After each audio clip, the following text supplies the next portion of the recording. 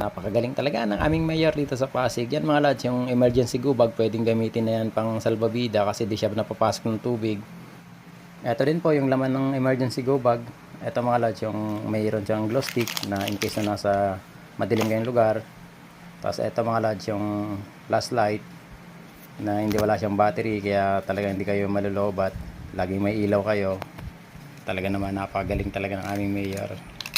Talagang pinaghahandaan, pero wag naman sana dumating ang mga ganong sakuna. May mga kalamidad na hindi natin inaasahan pero mas maganda na yung handa tayo. Kaya talagang napakagaling ng aming mayor. Namigay siya ng mga ganito. Sobrang malaking tulong at talagang kapaki-pakinabang. Ito mga lads, yung laman ng emergency kit, meron dyan para sa mga sugat, mga gasa, mga cotton, may gunting.